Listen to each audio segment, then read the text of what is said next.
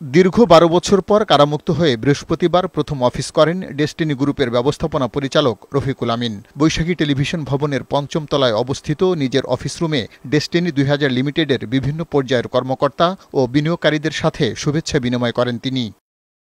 এ সময় বৈশাখী টেলিভিশনের সাথে ডেস্টিনি গ্রুপের ব্যবসা পরিচালনা ও বিনিয়োগকারীদের স্বার্থ সংশ্লিষ্ট নানা বিষয় নিয়ে কথা বলেন রফিকুল আমিন। বলেন, ডেস্টিনি গ্রুপে ৪৫ লাখ বিনিয়োগকারীর প্রতি দায়বদ্ধ তিনি।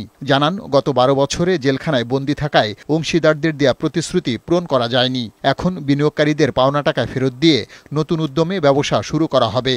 আমরা তো গুড ফেইথে উদ্যোগ নেব।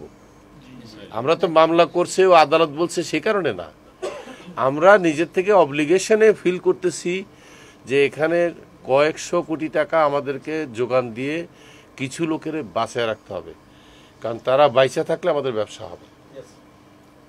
একদম নিডফুল যেগুলো আছে সেগুলো একটা লিস্ট করবো আমরা আপনাদের মাধ্যমে, যে কাদেরকে না দিলেই নয়, আর যাদেরকে না দিয়ে রাখা যাবে তাদেরকে ধীরে ধীরে দেবো আস্তে আস্তে। পরে বৈশাখী টেলিভিশনের বিভিন্ন ফ্লোর ঘুরে দেখেন প্রতিষ্ঠানের ব্যবস্থাপনা পরিচালক। এ সময় বার্তা বিভাগ, অনুষ্ঠান বিভাগ সহ বিভিন্ন বিভাগে কর্মরত কর্মকর্তা ও কর্মচারীদের সাথে কুশল বিনিময় করেন। সংশ্লিষ্ট বিভাগের পক্ষ থেকে ফুলেল শুভেচ্ছা জানানো হয় এমডিকে। এ সময় আগামী দিনে আরও মানসম্মত অনুষ্ঠান ও বস্তুনিষ্ঠ সংবাদ পরিবেশনের মাধ্যমে বৈশাখী টেলিভিশন সবার সেরা হয়ে এগিয়ে যাবার প্রত্যাশা জানান।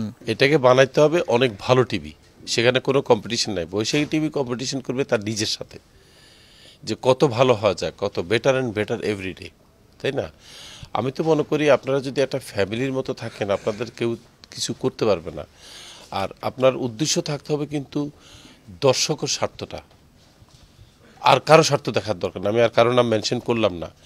দর্শক হচ্ছে আপনাদের মেইন স্টেক হোল্ডার, তাদেরকে যদি আপনারা খুশি করতে পারেন, আমাদের আর কোনো চাওয়া নেই। শিগগিরই বৈশাখী টেলিভিশন বড় পরিসরে সম্প্রচার কার্যক্রম শুরু করবে বলেও জানান টেলিভিশনের ব্যবস্থাপনা পরিচালক ও চেয়ারম্যান রফিকুল আমিন।